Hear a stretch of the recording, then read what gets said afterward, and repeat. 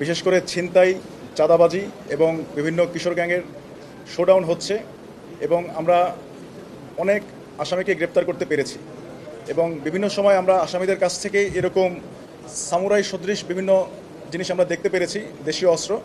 এবং আপনারাও বিভিন্ন সিসিটিভি ফুটেজের মাধ্যমে এবং বিভিন্ন ভিডিও ধারণকৃত ভাইরাল ভিডিওর মাধ্যমে দেখেছেন যে এগুলো দ্বারাই মেনলি বিভিন্ন লোকজনকে জখম করা হয়, ছিনতাই করা হয় এবং লোকজনকে আহত নিহত করা হয়েছে।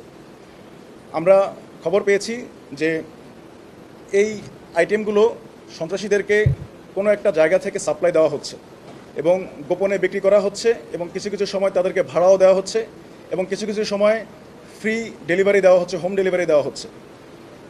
এছাড়াও বিভিন্ন মিডিয়ার মাধ্যমে আমরা জানতে পেরেছি যে ঢাকার কোনো একটা স্থান থেকে এই আইটেমগুলো সন্ত্রাসীদের হাতে দেওয়া হয় এবং আমাদের কাছে গ্রেপ্তারকৃত বিভিন্ন সন্ত্রাসীরা আমাদের কাছে স্বীকার করে যে তারা এই একটা স্থান থেকে এই ধারালো অস্ত্রগুলো, এই সামুরাইগুলো তারা সাপ্লাই পাচ্ছে। অতঃপর আমরা আমাদের গোয়েন্দা কার্যক্রম শুরু করি। গত কয়েকদিন ধরে আমাদের বিভিন্ন গোয়েন্দার মাঠকর্মীরা নিজেরা বিভিন্ন জায়গায় গিয়ে রেকি করে এবং কনফার্ম হয় যে এই স্থানগুলোতে এই ধারালো অস্ত্রগুলো পাওয়া যাবে। অতঃপর আমরা আজকে নিউ মার্কেটে গিয়ে 3 থেকে 4টি দোকানের মধ্যে তল্লাশি চালিয়ে আমরা এই ধারালো অস্ত্রগুলো উদ্ধার করতে সক্ষম হই। এখানে উল্লেখ্য যে এই যে আইটেমগুলো আছে এগুলো কিন্তু মানে কাইন্ড অফ গোপনে বিক্রি করা হচ্ছে, সাপ্লাই দেওয়া হচ্ছে।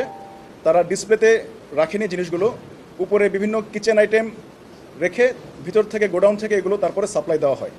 আজ আমরা এই কাজে জড়িত হিসাবে 9 জনকে গ্রেপ্তার করতে পারি। মোট 3টি দোকান থেকে মূলত এই আইটেমগুলো পাওয়া যায়।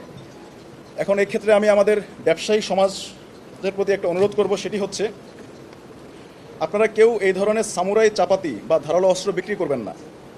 অনেকে এগুলো হয়তো সুভেনিয়র হিসাবে সংগ্রহ করেন, কিন্তু দেশের বর্তমান বাস্তবতা হলো এগুলো বিভিন্ন সন্ত্রাসী গোষ্ঠী ব্যবহার করছে এবং এতে সাধারণ মানুষের জানমালের ক্ষতি হচ্ছে। এই প্রবণতা যে কোনোভাবে বন্ধ করতে হবে।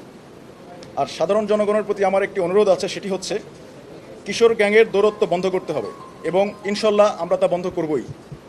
আপনাদের আশেপাশে কেউ ধারালো অস্ত্রের অবৈধ ব্যবসা করলে আমাদের নিকটস্থ সেনা ক্যাম্পে খবর দিবেন। সকলের সম্মিলিত প্রচেষ্টায় কিশোর গ্যাংয়ের কার্যকলাপ বন্ধ করা সম্ভব হবে ইনশাল্লাহ। পরিশেষে আমি বলতে চাই, দেশের আইনশৃঙ্খলা রক্ষায় বাংলাদেশ সেনাবাহিনীর দৃঢ় অবস্থানে রয়েছে।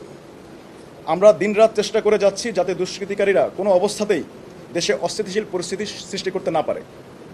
এই ব্যাপারে আপনাদের সহযোগিতা একান্ত কাম্য। এগুলো তারা বিক্রি করে সাপ্লাই দেয়, এটা তারা প্রাথমিক স্বীকারোক্তি হিসেবে দিয়েছে। বাট তারা অনেকে দাবি করছে এটা দিয়ে যে সন্ত্রাসী কার্যক্রম হচ্ছে, সন্ত্রাসীরা দেশের অস্থিতিশীল পরিস্থিতি তৈরি করছে, এই ব্যাপারে তারা সম্পূর্ণ নিশ্চিত না বলে আমাদেরকে বলেছে। বাট এটার জন্য আরও অধিকতর তদন্তের প্রয়োজন হবে। আসলে এটা ইম্পোর্ট করে এসেছে নাকি কোনো এক দেশের কোনো লুকায়িত কোনো কারখানায়, ফ্যাক্টরিতে তৈরি হচ্ছে, এটা এখন আমরা নিশ্চিত হতে পারিনি। এই জন্য এটার জন্য আরও তদন্তের প্রয়োজন হবে। যে আমার কাছে একটা পরিসংখ্যান আছে, আমি বলতে পারি যে আমাদের এই মোহাম্মদপুর সেনাবাহিনী কর্তৃক এই পর্যন্ত আমরা প্রায় 306টি অবৈধ আগ্নেয়াস্ত্র উদ্ধার করতে পেরেছি এবং আমরা নিকটস্থ থানায় এটা জমা দিয়েছি এবং প্রায় 8,215 রাউন্ড অ্যামুনেশন আমরা উদ্ধার করে জমা করতে পেরেছি। এবং আজকের এই অভিযান ছাড়া আমরা 548টি বিভিন্ন ধারালো অস্ত্র উদ্ধার করে আমরা বিভিন্ন থানা জমা দিয়েছি।